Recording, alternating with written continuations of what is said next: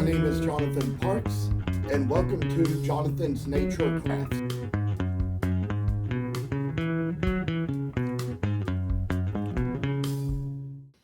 Well, today I have a little bit more now to demonstrate on how we carved out these cardinals from the last time. You could see that on this one I did a demonstration at the end of the last video where I started to show you how we carve out the tail, but we did kind of this much, and we're going to try to flatten it a little down, a little more to the top, and get it a little bit more to the angle where it needs to be, and try to make it come down so it's going to be just for the right little shape of the little creature, and kind of get little kind of work into a piece. And with what we got here, I say we're getting down to this last little note of work for us, and see how we make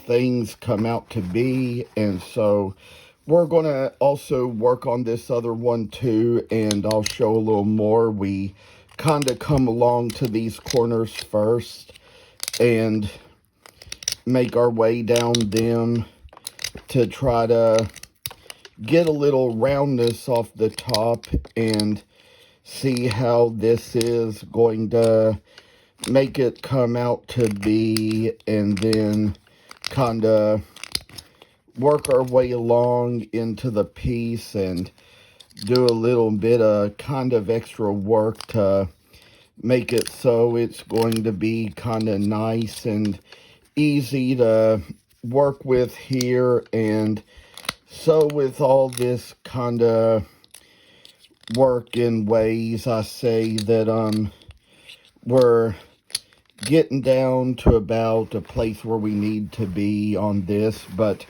there's a certain step that really ought to come before any of this that I forgot to do previously in the videos. But you know, we really should kind of work on the area between the wings first, and that is something that I kind of forgot to do as we were going along this. But I'd say that perhaps we're going to draw the lines to show just where and how we're going to do that, and I'll probably get around to doing that in one of the next videos when I have the right gouge nearby with which to start to do it.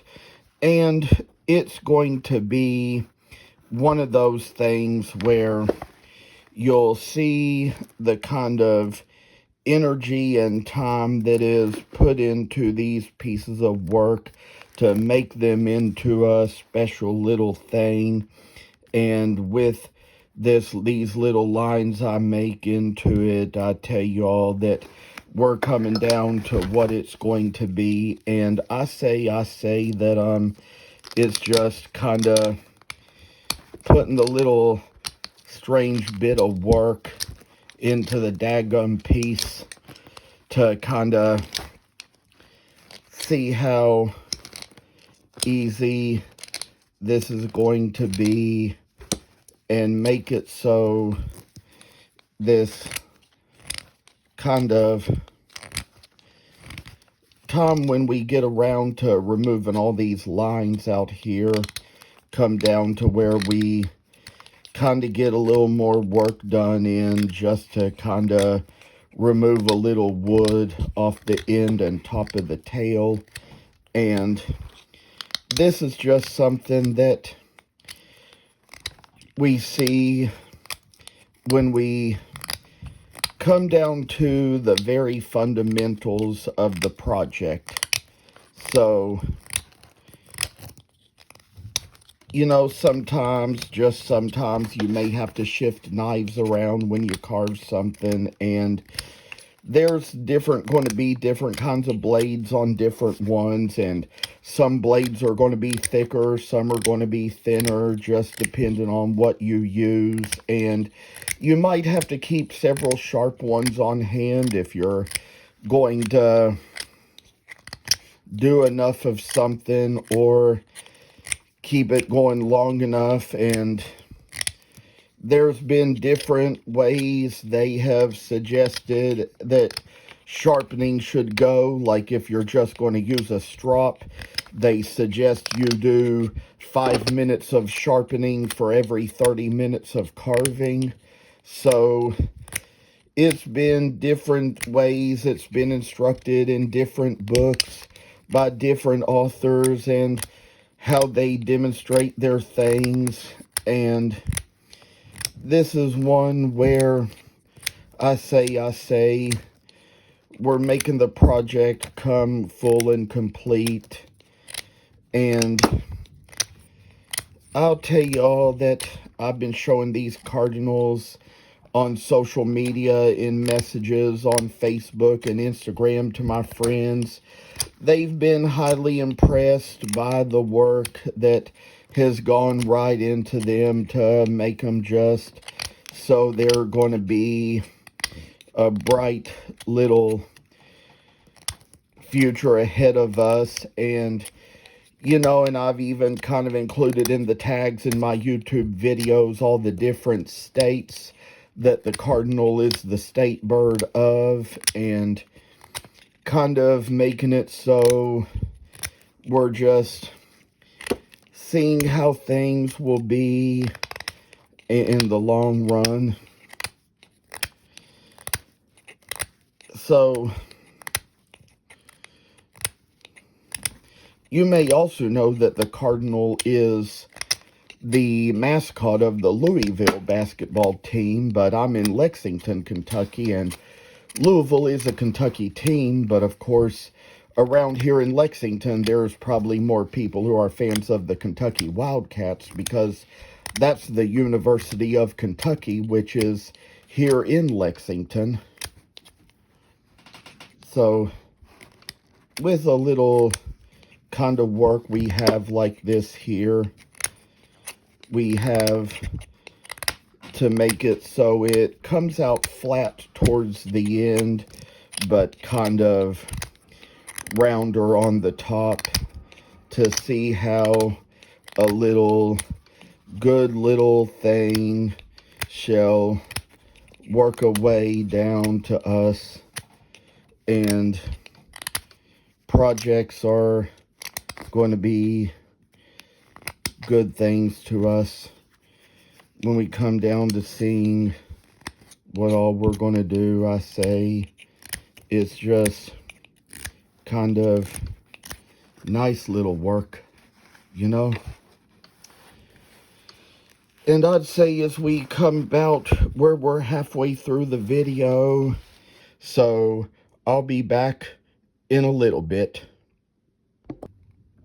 Y'all can just come to see that I had stopped this video long enough to go fetch a gouge like I needed in order to finish this project like I was talking about at the beginning. But here there's this little rectangle I've cut out, and this is where we're going to carve in between the wings.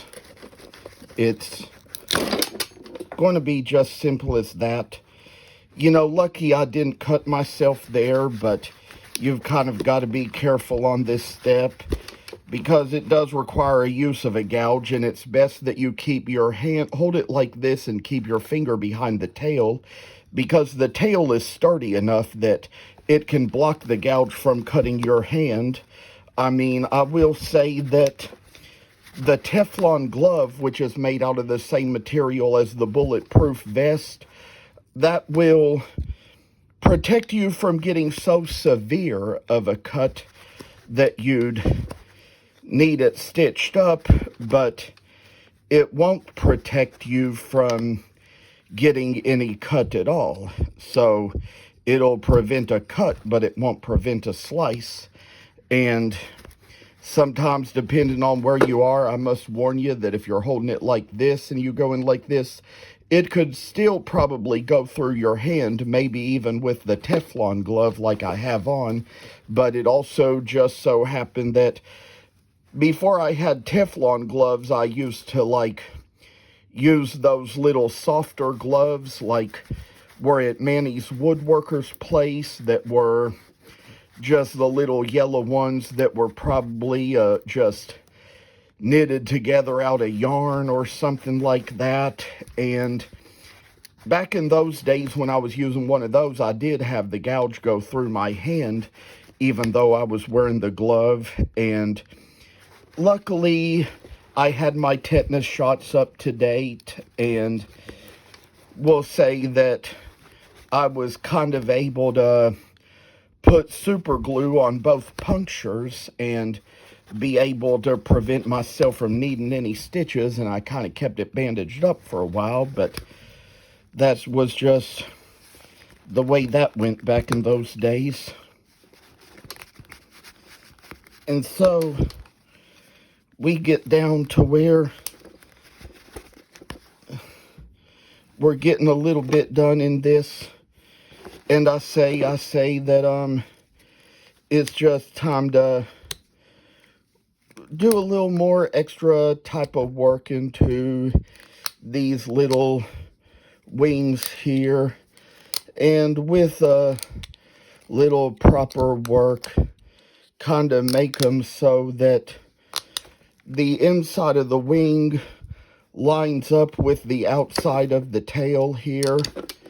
And so that's how this little work shall come along to make us all have a little bit of rest and peace in our lives. So with all I say that this is just the kind of work that makes it so we're just seeing what we come right down to doing, and then getting to the point where we're going to take the other one and do the very same step. It looks like with this one, they're already about lined up, so just have a little area right under the tail between the wings to remove a little line there, and just kind of like